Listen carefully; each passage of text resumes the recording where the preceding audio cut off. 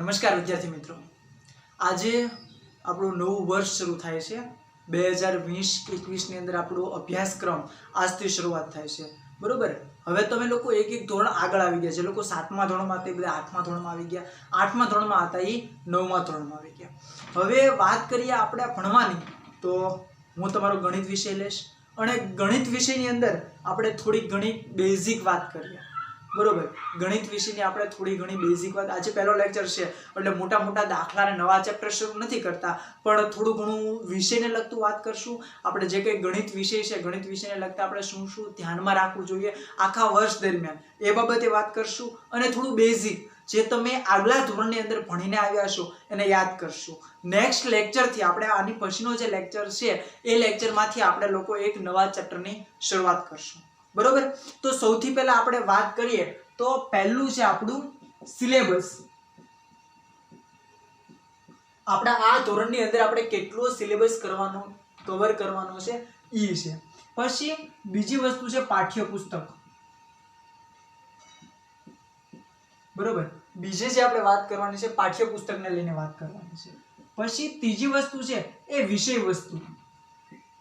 વિષય વસ્તુ એટલે ગણિત કંઈક તમને ભણવું ગમે છે, નથી ગમતું. જો નથી ગમતું તો કઈ રીતે તમારે રસ એની અંદર દાખવવો જોઈએ, વિષય કેટલો સહેલો હશે એ બાબતે આપણે વાત કરશું.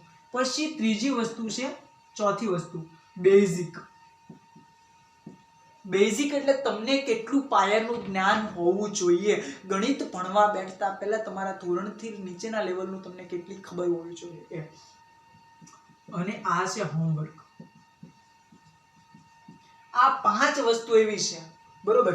સૌથી પહેલું સિલેબસ, સિલેબસ પછી છે પાઠ્યપુસ્તક, પાઠ્યપુસ્તક પછી છે વિષય વસ્તુ, વિષય વસ્તુ પછી બેઝિક અને બેઝિક પછી હોમવર્ક. આ આટલી 5 ટોપિક આપણે આજના વિષયની અંદર કવર કરવાના છે આજના લેક્ચરમાં. અને જો સમય વધે તો આપણે કૌંસ ભાગુ સભાનો જે બેઝિક નિયમ છે એના વિશે ભણશું. સૌથી પહેલા આવે છે સિલેબસ. બરોબર. તો પહેલા ઓકે, તો આપણે અત્યારે વાત કરીએ છીએ સિલેબસની. બરોબર. સિલેબસ, સિલેબસમાં વાત કરીએ આપણે ધોરણ 9 ની. ધોરણ 9 ની વાત કરીએ આપણે. બરોબર. તો ધોરણ 9 ની અંદર ટોટલ 15 ચેપ્ટર તમને આપવામાં આવેલા છે. બરોબર. ધોરણ 9 ની અંદર તમને ટોટલ 15 ચેપ્ટર તમને આપવામાં આવેલા છે. ઓલરેડી 15 ચેપ્ટરના 2 ભાગ પાડવામાં આવેલા છે. 15 ચેપ્ટરના 2 ભાગમાંથી પહેલો જે ભાગ છે એ છે સત્ર 1 અને બીજો ભાગ છે એ છે સત્ર 2.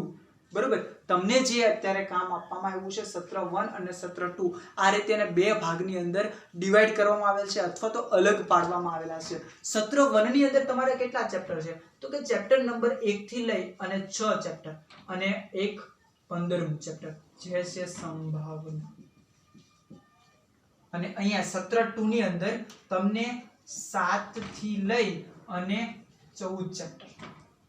ફરી વખત તમને કહું છું કે તમારા સિલેબસની અંદર ધોરણ 9 ની અંદર જે તમારો સિલેબસ છે, આ સિલેબસ ધોરણ 9 ની અંદર ગણિત વિષયની અંદર 15 ચેપ્ટર તમને આપવામાં આવેલા છે તમારી ટેક્સ્ટ બુકની અંદર. 15 ચેપ્ટરના 2 રીતે ભાગ પડે છે, એક સત્ર 1 અને એક સત્ર 2. સત્ર 1 ની અંદર 1 થી 6 ચેપ્ટર. બરોબર. અસમય સંખ્યાથી લઈને રેખાઓ સુધી અને એક 15મું ચેપ્ટર નવું એડ થાય છે જે છે સંભાવના. બરોબર. અને પછી સત્ર 2 ની અંદર 7 થી લઈને 14 ચેપ્ટર જે તમને મતલબ કે 50-50% 2 ભાગ પાડી અને તમને કોર્સ આપવામાં આવેલો છે.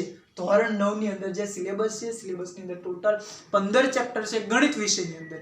અને આ 15 ચેપ્ટરના 2 ભાગ પાડેલા છે સત્ર 1 અને સત્ર 2. સત્ર 1 ની અંદર 1 થી 6 ચેપ્ટર અને 15મું ચેપ્ટર સંભાવના. સત્ર 2 ની અંદર 7 થી 14 અને જે કાંઈ છે એ. હવે તમને કેવું પૂછાય છે ખબર, જ્યારે પહેલો ભાગ તમે વાત કરો સત્ર 1 ની અંદર, તો સત્ર 1 ની અંદર તમારે દિવાળીની પરીક્ષા જે આવે છે જેને આપણે સ્વતંત્ર પરીક્ષા તરીકે ઓળખીએ છીએ, આ સ્વતંત્ર પરીક્ષાની અંદર તમને 1 થી 6 અને 15મું ચેપ્ટર, આટલા ચેપ્ટર તમારે ભણવામાં આવે, ટૂંકમાં પરીક્ષામાં પૂછાય છે. જ્યારે તમારી વાર્ષિક પરીક્ષા આવે છે ત્યારે આ વાર્ષિક પરીક્ષામાં આ તો પૂછાય જ છે પ્લસ આ પૂછાય છે. ફરી વખત કહું છું, તમારે જે દિવાળીની પરીક્ષા છે જેને તમે સ્વતંત્ર પરીક્ષા કહો છો, આ પરીક્ષાની અંદર તમારે 1 થી 6 અને 15મું ચેપ્ટર પૂછાય છે. વાત પૂરી। હવે આવે છે સત્ર 2। સત્ર 2 માં કેવું છે 7 થી 14 ચેપ્ટર જે તમારા છે ઈ પૂછાય છે વત્તા આ, એટલે જ્યારે તમારી વાર્ષિક પરીક્ષા આવે ત્યારે વાર્ષિક પરીક્ષામાં તમારે આખી બુક, બરોબર, ઓલ ચેપ્ટર તમારા ક્લિયર હોવા જોઈએ। 9મા ધોરણ વાળા માટે છે, 8મા ધોરણમાં તો બંને અલગ અલગ। 9મા ધોરણની અંદર સત્ર 1 માં તો આ પૂછાય જ છે, વત્તા જ્યારે આવે ત્યારે સત્ર 2 ની અંદર આ બંને ભેગું ભણવામાં આવે છે, તમારે બંને ભેગું પૂછાય છે, બરોબર। એટલે આ વસ્તુનું તમારે ખાસ ધ્યાન રાખવાનું રહેશે। સેમેસ્ટર પદ્ધતિ તમારે 8મા ધોરણની અંદર હતી, 8મા ધોરણમાં તમારે દિવાળીમાં પૂછાતું હતું, પછીનું વાર્ષિકમાં પૂછાતું, અહીંયા એવું નથી। અહીંયા તમારે બધા ચેપ્ટર છેલ્લે વાર્ષિક સુધી તૈયાર રાખવાના રહેશે। હવે આવે છે પાઠ્યપુસ્તકની વાત। તો તમને લોકોને આની પહેલા કહી દીધેલું છે કે દરેક લોકોએ પાઠ્યપુસ્તક ખરીદી લેવા। જે લોકોએ હજી ખરીદ્યા નથી એ જલ્દીમાં જલ્દી આપણા પાઠ્યપુસ્તક ખરીદી લો। અને જો અત્યારે ખરીદી શકો એમ ન હોય તો શાળા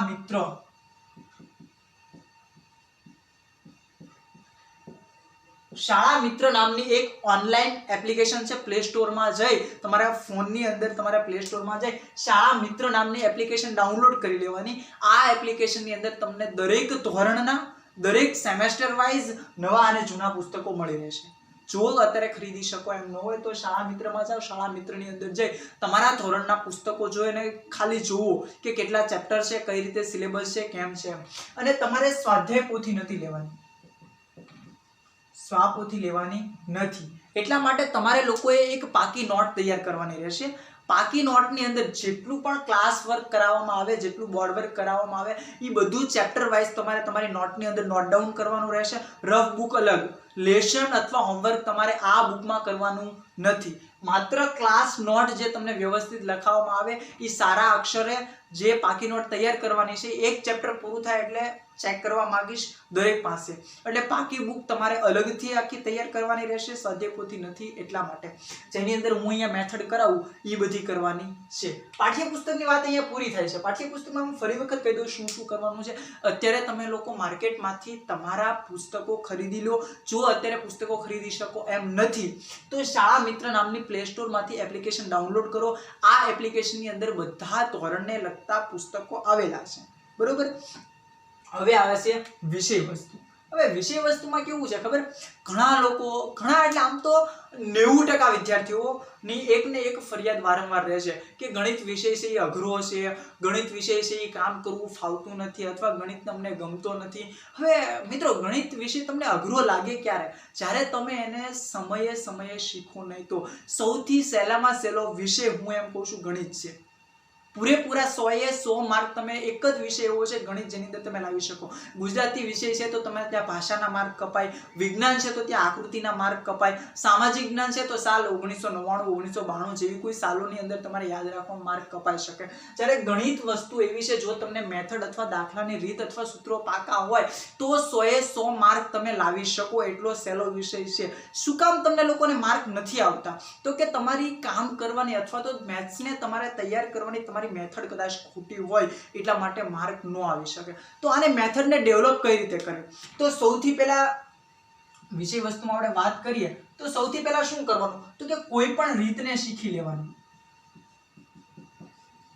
માની લો કે શિક્ષકે આજે તમને કોઈ પણ એક મેથડ ક્લાસની અંદર શીખવાડી છે, કોઈ પણ રીત તમને શીખવાડી છે, તો એ રીત તમને આવડી ગઈ, તમને ખબર પડી કે આ રીત તમને આવડી ગઈ છે, બરોબર। પછી ઘરે જઈ અને જાતે એ દાખલા કરવાની ટ્રાય કરો। ક્લાસમાં તમને શિક્ષકે ટકા કાઢતા કે સરાસરી કાઢતા શીખવાડી દીધું છે, તમને એમ છે કે મને આવડી ગયું છે, પણ ઘરે જઈ અને મેક્સિમમ માની લો કે 5 કે 7 દાખલા કોઈ પણ બુક કે સાહિત્યમાં જોયા વગર ખુદ ગણી નાખો। જો તમને રીત આજ આવડી છે અને આજને આજ એના દાખલા તમે ગણી નાખશો, હું તમને ગેરંટી આપું એ રીત તમને ક્યારેય નહીં ભૂલાય।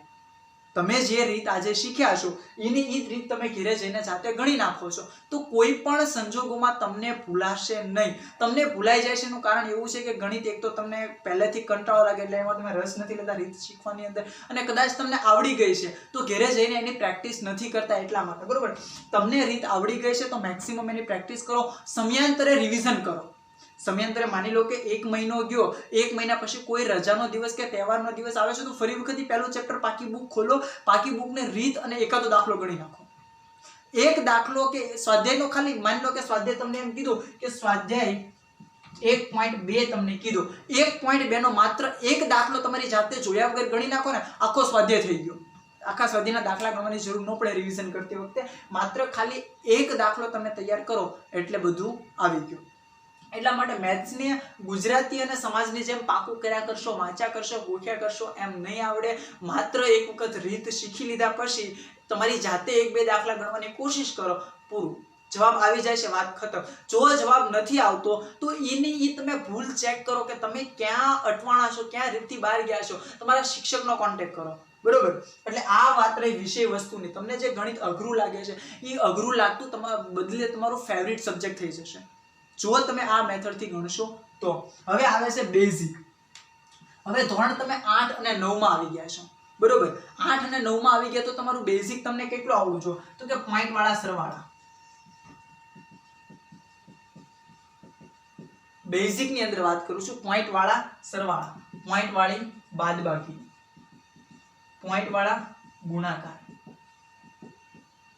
ભાગાકારને અત્યારે આપણે દૂર રાખીએ છીએ. પોઈન્ટ વાળા સરવાળા, બાદબાકી, ગુણાકાર, સરાસરી, બેઝિક. હાવ ન્યૂનતમ વાત કરું તો આ દાખલા તમને આવડવા જરૂરી છે. બીજું બેઝિક ની અંદર આવે છે 1 થી 20 ઘડિયા. બહુ મોટી વસ્તુ છે. ઘડિયા નહીં આવડવાના કારણે તમે ગુણાકાર નથી આવડતા, એના કારણે તમને ભાગાકાર નથી આવડતા, અને છેલ્લે તમારો વિષય બને એટલો અઘરો થતો જાય, તમને સાદુરૂપ આપતા નથી આવડતું. એટલે દરેક વિદ્યાર્થીએ 7મા 8મા 9મા વાળાના દરેક વિદ્યાર્થી વધારે નથી કહેતો હું, 1 થી 20 ઘડિયા બધા લોકોને પાકા જોવે ને જોવે જ. બરોબર. હવે હોમવર્કની વાત આવે છે. હોમવર્કમાં આ વસ્તુ આવી ગઈ છે. હોમવર્કમાં તમારે શું કરવાનું છે તો કે એક વખત હું અહીંયા જે દાખલા તમને ચલાવું, માની લો કે આજે આપણે સ્વાધ્યાય 1.1 કર્યો તો સ્વાધ્યાય 1.1 એકવાર પાકી બુકમાં લખવાનો હશે, એ તો તમે અહીંયા ગણતી વખતે લખી નાખ્યો. એક વખત એને રફ બુકની અંદર આખો સ્વાધ્યાય લખવાનો છે જોયા વગર. અને બીજું એક્સરસાઇઝના જે અલગની દાખલા હું અહીંયા તમને આપીશ સ્વાધ્યાય પોથી નાખે એ તમારે ગણવાના રહેશે. પ્લસ એક હોમવર્ક તમારું આ ભેગું રહેશે. આ હોમવર્ક તમારું રોજ રહેશે. રોજ એટલે જ્યાં સુધી તમે 1 થી 20 ઘડિયા તમને આવડતા નથી. માની લો કે આજે અંકિતા છે, બરોબર. અંકિતાને 13 એકાનો ઘડિયો આવડે છે તો આવતીકાલે એને 14 એકાનો ઘડિયો 10 વખત લખવાનો અને પાકો કરવાનો. ગણિતનું લેશન રોજ આ એક રહેશે તે. જે તમે ઘડિયો આવડે છે એનાથી આગળનો ઘડિયો રોજ એક પાકો કરવાનો. જો કદાચ તમે આ મેથડ અપનાવો ને તો તમને એકોય ઘડિયો ન આવડતો હોય તો 20 દિવસની અંદર 20 ઘડિયા તમારા તૈયાર થઈ જાય. એટલે શરૂઆતનું સત્ર છે, હજી તમને લેશન ઓછું આવે છે, બધા વિષયોની શરૂઆત છે, તો સૌથી પહેલા આ કામ કરી નાખો. 1 થી 20 ઘડિયા તમે પાકા કરી નાખો. રોજનું હોમવર્ક તમારું આ રહેશે જ તે. માની લો કે રોમિત છે કે મનોજ છે કે કોઈ પણ વ્યક્તિ એક છે એને 16 એકાનો ઘડિયો આવડે છે તો આવતીકાલે એને 17 એકાનો ઘડિયો 10 વખત લખવાનો અને એ ઘડિયો પાકો કરવાનો. એના આગલા દિવસે એને 18 એકાનો ઘડિયો 10 વખત લખવાનો અને પાકો કરવાનો. એટલે ગણિતનું લેશન કાંઈ નહીં હોય તોય તે આ રહેશે તે જ્યાં સુધી તમને 20 ઘડિયા ન આવડી જાય ત્યાં સુધી. એટલે 20 ઘડિયા પાકા કરવાના છે. અને આગળની જે મેં આ વસ્તુ વાત કરી છે એ દરેક વસ્તુ તમારે ફોલો કરવાની છે. ફરી વખત આ સમજાવી દઉં જે અત્યાર સુધી કર્યું એ.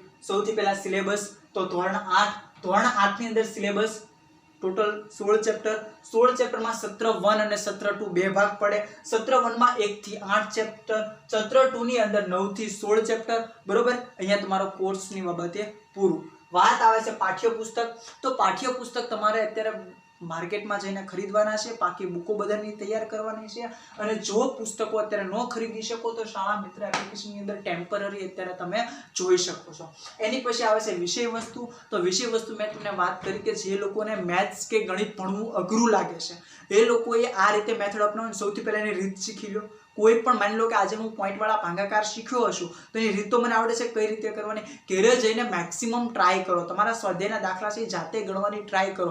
જો નથી આવડતા તો તમારા શિક્ષકનો કોન્ટેક્ટ કરો અને સમયાંતરે 2 મહિને 1.5 મહિને એને રિવાઇઝ કરો. માની લો કે આજે 3 ચેપ્ટર 2 મહિના થયા હશે આપણા ભણવાના, 3 ચેપ્ટર પૂરા થયા તો આગળના 3 ચેપ્ટરને એક રજાના દિવસે રિવિઝન કરી નાખો.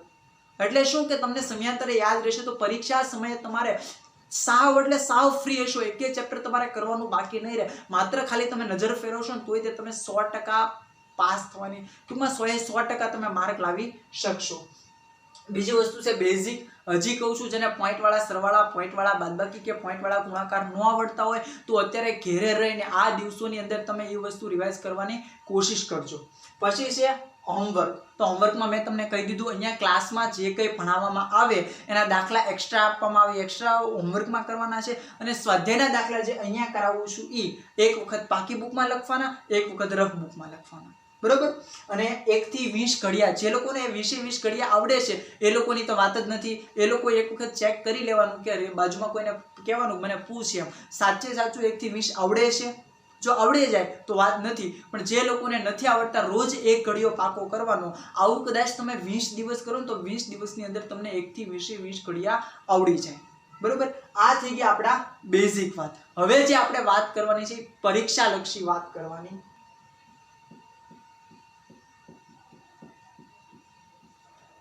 હવે જે વાત કરવાની છે આપણે પરીક્ષા લક્ષી વાત કરવાની છે. પરીક્ષા લક્ષી વાત એટલે એક તો એમાં ટેસ્ટ આવી ગઈ, ટેસ્ટ, અને એક જ્યારે તમારી પરીક્ષા હોય છે એ પરીક્ષા.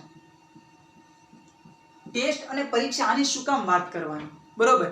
તો કે ટેસ્ટમાં તમને કેવું પૂછાઈ શકે એની વાત કરીએ તો તમને MCQ પૂછાય.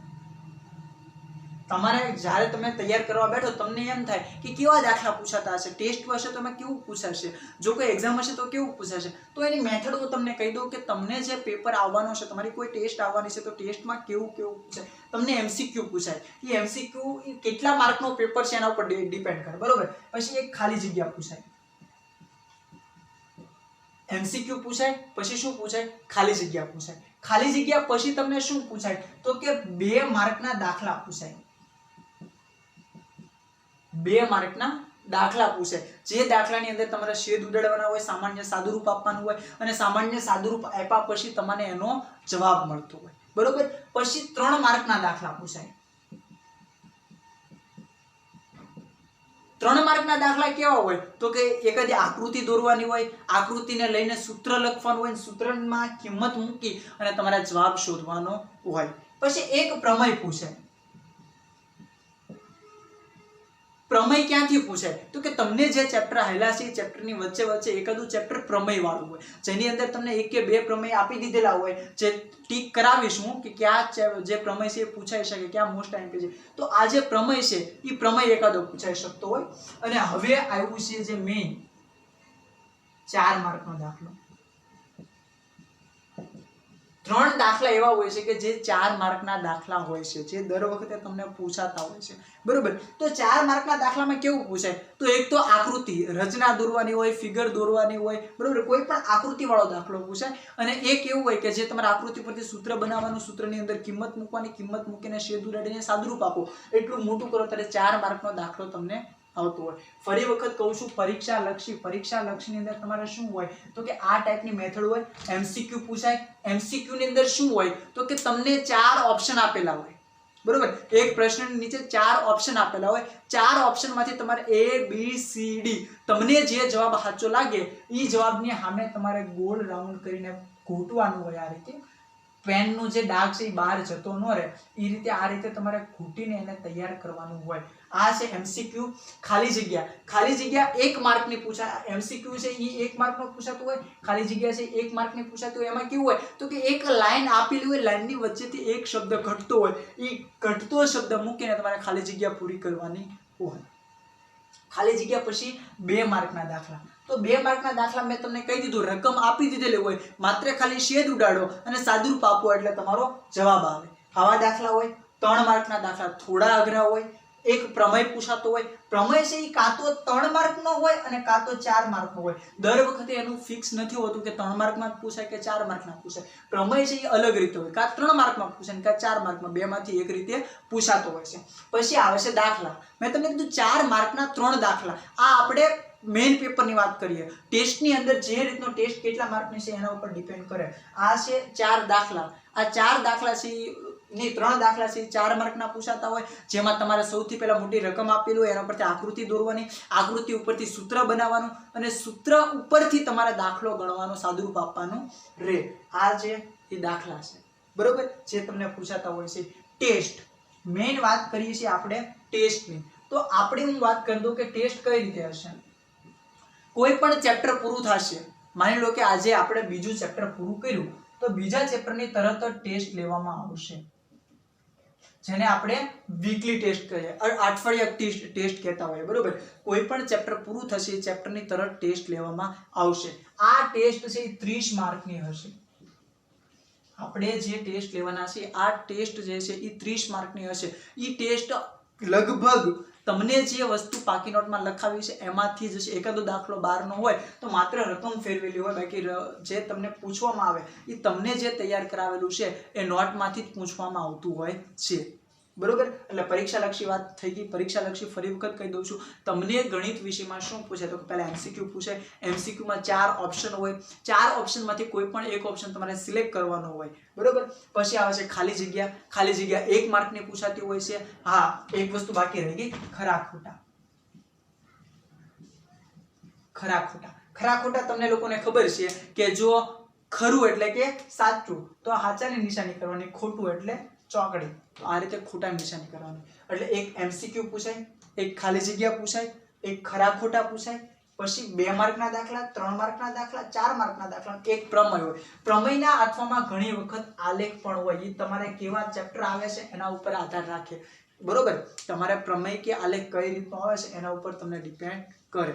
પછી આપણે વાત કરીએ ટેસ્ટની. તો ટેસ્ટ છે એ આપણે જે રીતે ચેપ્ટર પૂરું, માની લો કે આજે પહેલું ચેપ્ટર પૂરું છે તો એની ટેસ્ટ, બીજું ચેપ્ટર પૂરું છે તો એની ટેસ્ટ, ત્રીજું ચેપ્ટર પૂરું છે તો એની ટેસ્ટ. કોઈ વાર એવું આવશે કે પહેલું બીજું ત્રણ ચેપ્ટર ભેગા કરી અને આખી એની ટેસ્ટ એક ભેગા ચેપ્ટરની લેવામાં આવશે. એટલે આ રીતે ટેસ્ટ લેવામાં આવશે. જે એક ચેપ્ટરની ટેસ્ટ હશે 30 માર્કની હશે અને 2 થી 3 ચેપ્ટર ભેગા હશે તો 50ની કે 60નું, જે રીતે બેલેન્સ થતું હશે એ રીતની આપણે ચેપ્ટરની ટેસ્ટ લેશું. ઓકે મિત્રો, આપણે બેઝિક ગણિતની વાત કરી લીધી કે કેવું પૂછાઈ શકે, તમારે કેવું યાદ રાખવાનું છે, તમારે કેવી રીતે તૈયારી કરવાની છે. આ વસ્તુ આપણે જોઈ ગયા. હવે મેથ્સની આપણે બેઝિકથી શરૂઆત કરીએ. તો સૌથી પહેલા આપણે એક નિયમ ભણીએ છીએ. આ તમે ઓલરેડી ભણી ગયેલા છો, આ નિયમ તમને ઓલરેડી ખબર છે, છતાં આપણે ફરી વખત એને યાદ કરી લઈએ. જે છે કૌંસ ભાગુ સબા નિયમ. કૌંસ ભાગુ સબા. કૌંસ ભાગુ સબા એક નિયમ છે, જે નિયમ ગાણિતિક પ્રક્રિયાઓ માટે કામ લાગે છે. ગાણિતિક પ્રક્રિયાઓ એટલે કેવી પ્રક્રિયાઓ? મેઇન આપણી 4 ગાણિતિક પ્રક્રિયા છે. એમાં પહેલું છે સરવાળા, બાદબાકી, ગુણાકાર અને ભાગાકાર, બરોબર. આ આપણી 4 મેઇન પ્રક્રિયા છે. સરવાળા, બાદબાકી, ગુણાકાર ને ભાગાકાર. ઘણા લોકો ભાંગાકાર બોલે છે. ભાંગાકાર નથી, ભાગાકાર. અહીંયા ઉપર ભની ઉપર મીંડું નથી, માત્ર ભાગાકાર છે. એટલે આપણી ગાણિતિક પ્રક્રિયા સરવાળો, બાદબાકી, ગુણાકાર અને ભાગાકાર આ રીતની પ્રક્રિયા છે, બરોબર. માની લો કે તમને આવું આપ્યું હોય 7 + 7 તો તમે તરત લખી નાખો 14. તમને આવું લખ્યું છે 3 + 11 તો તમે તરત લખી નાખો 14. તમને એવું કીધું કે 3 + 9 તો તમે તરત લખી નાખો 12, બરોબર. તમને એવું કીધું કે 9 - 3 તો તમે લખી નાખો 6, બરોબર. તમને એવું કીધું કે 5 - 5 તો તમે લખી નાખો 0. આવી રીતે જો તમને કોઈ એક પ્રક્રિયા, કાં તો તમને સરવાળો આપ્યો અને કાં તો તમને બાદબાકી આપ્યો, તો તમે સિમ્પલ થી જવાબ આપી દો. પણ માની લો કે તમને આવું આપ્યું 3 + 9 - 10 / 9 + 8 આવી તમને રકમ આપી. તો હવે તમે શું કરશો? પહેલા સરવાળો કરશો અથવા પહેલા બાદબાકી કરશો અથવા પહેલા ભાગાકાર? તમે શું કરશો? ઘણા લોકો પહેલા સરવાળા કરી નાખે એટલે સહેલું પડે, ઘણા લોકો પહેલા ભાગાકાર કરી નાખે તો સહેલું પડે. આવી રીતે બધા અલગ અલગ પ્રક્રિયાથી શરૂઆત કરે અને સમયાંતરે જવાબ બધાના ખોટા આવે અથવા તો અલગ અલગ. જો ખોટા નો કહેવાય, પ્રક્રિયા તમે સાચી લખી હોય તો જવાબ સાચો આવે, પણ બધા અલગ. મને મન પડે તો હું પહેલા ભાગાકારથી શરૂઆત કરું, રાકેશને મન પડે પહેલા એ સરવાળાથી શરૂ કરે, પિનલને મન પડે તો એ સૌથી પહેલા બાદબાકીથી શરૂઆત કરે, એને સહેલું લાગે એમ કરે. તો બધા લોકો અલગ અલગ જગ્યાએથી શરૂઆત કરતા હોવાના કારણે જવાબ બધાના અલગ અલગ આવે. એટલે અલગ અલગ બધાના જવાબ ન આવે એટલા માટે સરકાર દ્વારા અથવા ગણિત શાસ્ત્રીઓ દ્વારા એક નવો નિયમ બનાવવામાં આવ્યો, જે નિયમનું નામ છે કૌંસ ભાગુ સબા. બરોબર. આ નિયમનો ઉપયોગ ક્યાં થાય છે તો કે ગાણિતિક પ્રક્રિયાઓ કરવા માટે સરવાળા, બાદબાકી, ગુણાકાર જેવા સમીકરણો, આને સમીકરણ કહેવાય. એકથી વધારે પદ આપેલા હોય તો એવા ભાગને સમીકરણ તરીકે ઓળખવામાં આવે છે. તો આવા સમીકરણ આપેલા હોય ત્યારે એને સોલ્વ કરવા માટે અથવા એને તો છૂટા પાડવા માટે, જવાબ મેળવવા માટે જે પ્રક્રિયા કરવામાં આવે આ પ્રક્રિયાને ગાણિતિક પ્રક્રિયા કહેવાય. અને એના માટે ઉપયોગમાં લેવાતા નિયમને કૌંસ ભાગુસભા નિયમ તરીકે ઓળખવામાં આવે છે. ચાલો આપણે એ નિયમને વિસ્તૃત અલગ રીતે પढ़ીએ. કૌંસ ભાગુસભા નિયમ. તો આજે આપણે એની માહિતી જોશું. તો કૌંસને શું કહેવાય તો આપણે એને જો ગુજરાતીમાં છે ને કાઉન્સ બોલીએ, કાઉન્સ. તો તમે ભણ્યા હશો સગડીયો કાઉન્સ, નાનો કાઉન્સ, બ્રેકેટ મોટો કાઉન્સ, અડધો કાઉન્સ. આ વસ્તુ છે ને તમે ભણી ગયા. કૌંસ એટલે શું તો કાઉન્સ, સગડીયો કાઉન્સ, નાનો કાઉન્સ, મોટો કાઉન્સ, અડધો કાઉન્સ. તો આ વસ્તુને કહેવામાં આવે છે કૌંસ. ભા એટલે તો કે ભાગાકાર, ગુ એટલે ગુણાકાર, સ એટલે સરવાળા, બા એટલે બાદબાકી. બરોબર. કૌંસ ભાગુસભા નિયમ છે આ ટૂંકમાં લખેલું શોર્ટ ફોર્મ છે. જો આપણે કહીએ તો આને શોર્ટ ફોર્મ કહેવામાં આવે છે. કૌંસ એટલે કાઉન્સ. તમને જો સમીકરણ કોઈ આપેલું છે, આ સમીકરણમાં કાઉન્સ હોય તો સૌથી પહેલા એનું કામ પતાવવાનું. કાઉન્સ નો આપ્યું હોય તો ક્યાં જવાનું ભા ઉપર. ભા એટલે ભાગાકાર, ગુ એટલે ગુણાકાર, સ એટલે સરવાળા, બા એટલે બાદબાકી. એટલે તમને જે નિયમ આપેલો છે આ નિયમનું નામ છે કૌંસ ભાગુસભા. તમને કોઈ પણ સમીકરણ આપેલું હોય તો એ સમીકરણને સોલ્વ કરવા માટે જે પ્રક્રિયા છે આ પ્રક્રિયાને કૌંસ ભાગુસભા નિયમ તરીકે ઓળખવામાં આવે છે. ચલો આપણે એક દાખલા સાથે જોઈએ.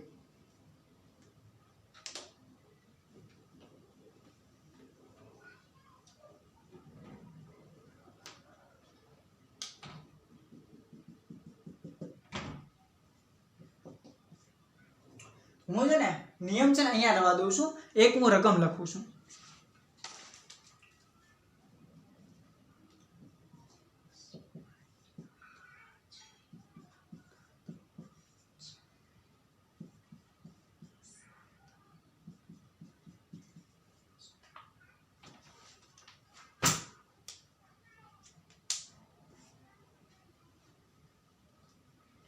હેલો વિદ્યાર્થી મિત્રો, તો અહીંયા આપણે એક રકમ આવી ગઈ છે 10/5 + 3 - 1 × 7 + 11 - 9. આ રીતે આખી રકમ આપણી પાસે તૈયાર આવી ગઈ છે. તો આવડો આપણે દાખલો ગણવાનો છે. હવે તમે જુઓ ખાલી સરવાળા હોત તો આપણે 10 + 5 + 3 એમ કરીને ડાયરેક્ટ સરવાળો કરીને જવાબ આપી દે. બાદબાકી હોત તો બાદબાકી કરીને આપણે આવી દે. પણ અહીંયા તો ભાગાકાર આવી ગયો, સરવાળો આવી ગયો, બાદબાકી ગુણા, મતલબ બધી પ્રક્રિયાઓ આની અંદર આવી ગઈ છે. તો આ દાખલો આપણે સોલ્વ કરતી વખતે શું કરીએ તો સૌથી પહેલા કૌંસ ભાગુસભા નિયમનો ઉપયોગ કરીએ. કૌંસ જો તો આખામાં કે તમને કૌંસ દેખાય છે? નથી દેખાતો. તો એના પછી જાઓ. પછી શું છે ભા. તો આમાં તમને કે ભાગાકાર દેખાય છે તો કે હા. અહીંયા જો આ પદની નીચે ભાગાકાર આવેલો છે. તો હવેનું જે આપણે સાદું રૂપ ખાલી આ જ પદનું આપવાનું, ભાગાકારનું જ આપવાનું, બાકીનાને આપણે એમ નામ લખી નાખશું. 10/5 તો કરો અહીંયા 10/5 5 દુને 10 0 0. તો જવાબ કેટલા આવ્યા 2. તો 10/5 તો અહીં લખી નાખો 2. બધું એમ નામ +3 - 1 × 7 + 11 - 9. બાકીનું જે કઈ વધે એ બેઠે બેઠું. ફરી વખત સમજાવી દો મેં શું કર્યું. તમને કૌંસ ભાગુસભાના નિયમ પ્રમાણે આ દાખલાનું સાદું રૂપ આપવાનું હતું. દાખલાની રકમ શું હતી 10/5 + 3 - 1 × 7 + 11 - 9. આ પ્રક્રિયા હતી. એનો આપણે સાદુરૂપ આપી તો પહેલા આવે છે કૌંસ ભાગુસભાના નિયમમાં સૌથી પહેલા કૌંસ આવે છે. આખામાં ક્યાંય તમને કૌંસ દેખાય છે નહીં. તો અહીં પછીના ઓલા ઉપર જાવ. પછી શું આવ્યું ભાગાકાર. ભા. તો આમાં આખામાં જો ભાગાકાર ક્યાંય છે તો કે હા અહીંયા ભાગાકાર છે. તો પહેલા આ બંનેનું બાકી બધું એમને બેઠે બેઠું મૂકી દે. એમાં કાંઈ હળી કરવાની નથી. 10/5 તો જવાબ આવ્યો 2. 2 + 3 - 1 × 7 + 11 - 9. આ વસ્તુ આવી. હવે ફરી વખત જોવો. ફરી વખત આ નિયમ લાગુ પડે. કૌંસ આમાં ક્યાંય નથી. પછી શું આવ્યું ભા. આમાં ક્યાંય ભાગાકાર છે તો કે નહીં. તો પછી શું આવ્યું ગુ. તો આમાં ક્યાંય ગુણાકાર છે તો કે હા. ક્યાં ગુણાકાર છે તો કે 1 અને 7 આ બંનેનો ગુણાકાર છે. બીજે ક્યાંય ગુણાકાર નથી. તો સૌથી પહેલા આનો એટલાનો કરો, બાકી બધું એમને રહેવા દો. 2 + 3 ઓછા 7 એકા 7 વત્તા 11 માઈનસ 9. બરોબર. શું કર્યું મેં તો કે કૌંસ ભાગુ સભાના નિયમ પ્રમાણે આનું આપણે સાદુરૂપ આપ્યું. આખામાં કે કૌંસ નહોતો એટલે એ વાત ગઈ. પછી આવ્યો ભા તો આખામાં કે ભાગાકાર નહોતો ગયો. પછી આવ્યું ગુ તો અહીંયા ગુણાકાર હતો તો આ પદનો ગુણાકાર આપ્યો આપણે 7 એકા 7 અને વત્તે ઓછે ઓછા તો 2 + 3 ઓછા 7 + 11 માઈનસ 9 આટલું બધું. હવે આની ઉપર આપણે કૌંસ ભાગુ સભા નિયમ લગાડીએ. બરોબર. તો આખામાં જો સૌથી પહેલા શું આવ્યું કૌંસ. આખામાં કઈ કૌંસ છે તો કે નહીં. પછી આવ્યું ભા તો આખામાં કે ભાગાકાર છે તો કે નહીં. પછી આવ્યું ગુ આખામાં કે ગુણાકાર છે તો કે નહીં. પછી આવ્યું સ તો આખામાં કે સરવાળો છે જુઓ તો હા તમને સરવાળો બે જગ્યાએ દેખાશે 2 + 3 અને -7 + 11 આ બે જગ્યાએ સરવાળો છે તો સરવાળો કરો બાકીનું બધું એમ નામ પડ્યું રહેવા દો. 3 ને 2 5 5 હવે આ બંનેનો -7 + 11 આ બંનેનો તમારે સરવાળો કરવાનો છે પણ કરવાનો છે સરવાળો પણ અહીંયા જો એક જગ્યાએ વત્તાની નિશાની છે એક જગ્યાએ ઓછાની નિશાની છે તો વત્તે ઓછે ઓછા બરોબર અને મોટા પદની નિશાની મોટા કોણ છે 11 તો 11 ની નિશાની કેવી છે વત્તા તો આવશે વત્તા 11 માંથી 7 જાય કેટલા વધ્યા 4 -9. ફરી વખત સમજાવું આ જે આપણને એટલો ભાગ મળ્યો આની ઉપર આપણે કૌંસ ભાગુ સભા નિયમ લગાડ્યો. કૌંસ ભાગુ સભા નિયમ લગાડવા માટે સૌથી પહેલા કૌંસ તો આખામાં કે કૌંસ હોય એ છૂટો પડે કૌંસ ક્યાંય નથી તો સૌથી પહેલા ભાગાકાર આમાં કે ભાગાકાર નથી. પછી આવ્યું ગુણાકાર તો એટલામાં આખામાં કે ગુણાકાર નથી. પછી આવ્યું સ એટલે સરવાળો તો અહીંયા સરવાળો છે ને અહીંયા સરવાળો છે તો પહેલા આ બંનેનો સરવાળો કર્યો 3 ને 2 5 માઈનસ પણ જો અહીંયા કેવું છે -7 + 11 એટલે વત્તે ઓછે ઓછા તો 11 માંથી 7 જાય એવું 4 અને -9 એમ. હવે જો આમાં તમને શું મળ્યું તો કે ભાગુ સભા નિયમ પ્રમાણે કૌંસ નથી ભાગાકાર નથી ગુણાકાર નથી પણ સરવાળો છે તો આ બંનેનો સરવાળો કરો 5 ને 4 9 -9 એમના 9 માંથી 9 જાય જવાબ આવ્યો 0. સમજાણું તમને. ફરી વખત કહું તમારે કૌંસ ભાગુ સભાના નિયમ પ્રમાણે 10/5 + 3 - 1 × 7 + 11 - 9 આ દાખલાનું તમારે સાદુરૂપ આપવાનું છે. સાદુરૂપ આપવા માટે સૌથી પહેલા કૌંસ હોય તો કૌંસને છૂટો પાડવાનો જો કૌંસ નથી તો સૌથી ભાગાકાર હોય તો ભાગાકાર કરો ગુણાકાર હોય તો ગુણાકાર કરો સરવાળો હોય તો સરવાળો કરો બાદબાકી હોય તો બાદબાકી કરો. બધી પ્રક્રિયા વારે વારે કરતા તમારો આ દાખલાનો જવાબ આવ્યો છે 0. અહીંયા આ દાખલો પૂરો. હવે જોઈએ આની પછીનો દાખલો. ઓકે મિત્રો તો આપણી પાસે દાખલાની રકમ અત્યારે તૈયાર છે 13 + 7 ઓછા 9 ભાગ્યા 3 ગુણ્યા 5 ઓછા 11 આ આપણે દાખલાની રકમ છે. આપણે આના ઉપરથી દાખલો ગણવાનો છે. કૌંસ ભાગુ સભાના નિયમ પ્રમાણે સાદુરૂપ આપવાનું છે. તો જો કૌંસ ભાગુ સભાના નિયમ પહેલા આવ્યો કૌંસ આખામાં તમને ક્યાંય કૌંસ દેખાય છે તો કે નહીં. પછી આવ્યો ભા તો તમને આખામાં ક્યાંય ભાગાકાર દેખાય છે તો કે હા અહીંયા તમને ભાગાકાર દેખાય છે તો ઈ પદનો ભાગાકાર કરો બાકીનો આખું પદ એમ નામ મૂકી દો. 13 + 7 ઓછા 9 ભાગ્યા 3 તો 3 તેરી 9 તો જવાબ કેટલો આવ્યો 3. જો જેને ન સમજાય અહીંયા ધ્યાન રાખો અહીંયા 9 ભાગ્યા 3 કોણ છે 3 તેરી ને 9 9 માંથી 9 જાય જવાબ આવ્યો 0. એટલે જેને ન સમજાય એને રફ કામ કરી લેવાનું 3 બાકીનું એમ નામ ગુણ્યા 5 - 11 બરાબર. હવે ફરી વખત આ જે ભાગ છે આની ઉપર આપણે કૌંસ ભાગુ સભાનો નિયમ લગાડીએ તો આખામાં તમને ક્યાંય કૌંસ દેખાય છે તો કે નહીં. આખામાં તમને ક્યાંય ભાગાકાર દેખાય છે તો કે નહીં. આખામાં તમને ક્યાંય ગુણાકાર દેખાય છે તો કે હા અહીંયા તમને ગુણાકાર દેખાય છે બરોબર. તો ઈ પદનો ગુણાકાર કરો બાકીનું એમ નામ રહેવા દો 13 + 7 ઓછા આ એમ નામ બરોબર 5 તેરી ને 15 તો અહીંયા 15 ઓછા 11 બરોબર બાકીનું એમ નામ. હવે શું આવ્યું સ તો સરવાળો બરોબર. તો હવે તમને આમાં સરવાળો ક્યાં દેખાય છે તો કે આ બે પદ વચ્ચે સરવાળો થાય છે બરોબર. તો કરો 13 + 7 એટલે આવ્યું 20 20 - 15 - 11 બરોબર. આટલું તમારે આવી ગયું. હવે બાદબાકી કૌંસ ભાગુ સભામાં છે એટલે બાદબાકી સિવાય કોઈ રસ્તો છે નહીં બરોબર.